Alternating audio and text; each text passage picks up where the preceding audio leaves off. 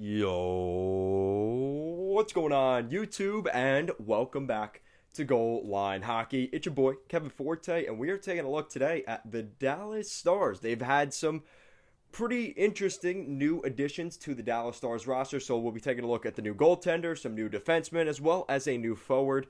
So we'll be looking at all four of these guys in today's video. So we're going to start things off looking at the 29-year-old defenseman Jani Hakanpää signing a 3-year, $4.5 million contract with the Dallas Stars. Jani Hakanpää will be making $1.5 million on the cap hit per year.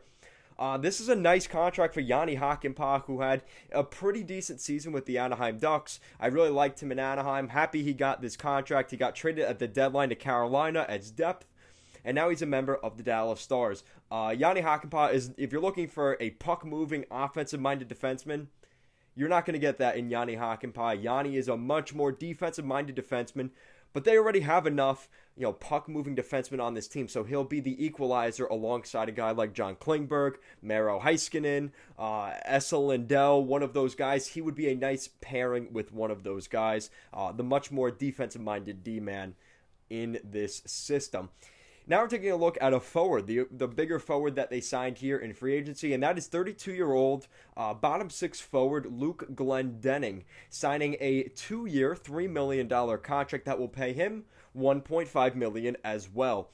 I'm a little bit interested to see how this works out with the Dallas Stars, how these two guys pay off, because the grand scheme of things, you're paying $3 million to really a 6 or 7 defenseman in Hakanpää and a bottom six forward in Luke Glendening. You're paying him 1.5. So obviously a little bit of a reset by the management here in Dallas. Obviously Jim Nill wanted to add some more depth, and he was able to do that at both the forward and defense positions. But we also saw some depth in between the pipes, as the Dallas Stars have, if they already had one of the better goalie tandems in the league, they now added another goaltender, bringing in 31-year-old goaltender Braden Holtby to a 1-year, $2 million contract. He's jumped around the league. He was with the Washington Capitals for a couple years, really struggled once some of the Capitals coaching staff left for the New York Islanders, guys like Piero Greco, Mitch Korn. Once those guys left the Washington Capitals, Braden Holtby saw a little bit of a dip in his play. And that final season in Washington, the Caps obviously went to Ilya Samsonov. He goes up to Vancouver. Excuse me. Had some of those same issues in Vancouver in his first season.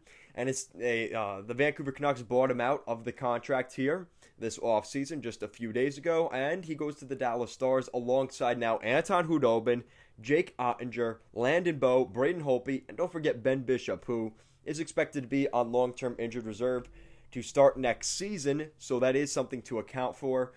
So again, still a really good tandem, and pretty much confirms we won't see Bishop for the very least the beginning of the season, but potentially all of next season. And maybe, just maybe, if they like Braden Holtby and Jake Ottinger, maybe they move a guy like Anton Khudobin this summer.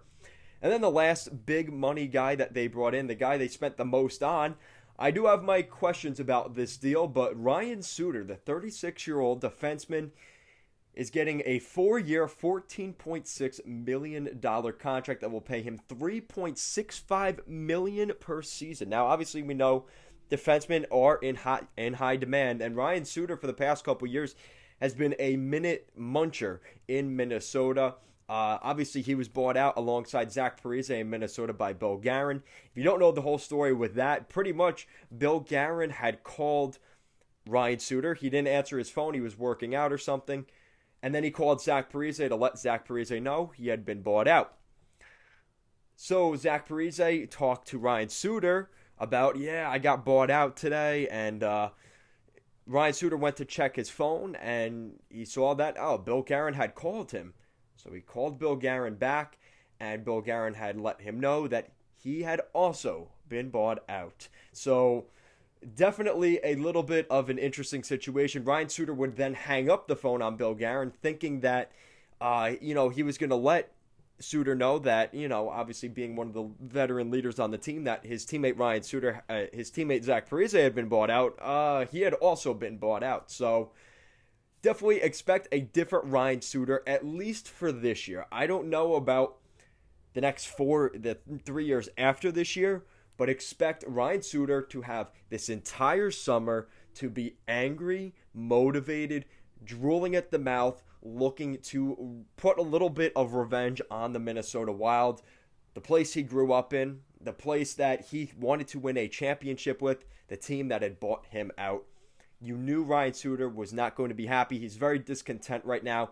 Expect him to be a workhorse in the gym this summer and expect him to be in tip-top condition in the fall. I'm really expecting Ryan Suter to use this as motivation, as a way to get back at Bill Guerin and the Minnesota Wild. So they may be getting a very forceful Ryan Suter, at least for this season. The other years on this contract, I do have my qualms about. Again, it's a signing that is a 35-plus-year-old player, which also is a concern. This contract takes him till he's 40 years old.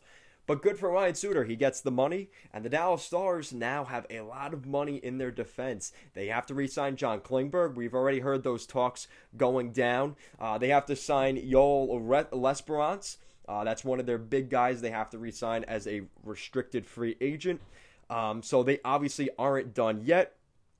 But like I said, John Klingberg is really the big one everybody's looking at right now. I just saw former Dallas Star Greg Pateryn sign with the Ducks. So interesting there. Let's take a look at the Dallas Stars here. I'm trying to figure out how much cap space they have left over, because the Dallas Stars are going to be interesting. We heard rumors that Klingberg could be on the move. They have zero cap space right now.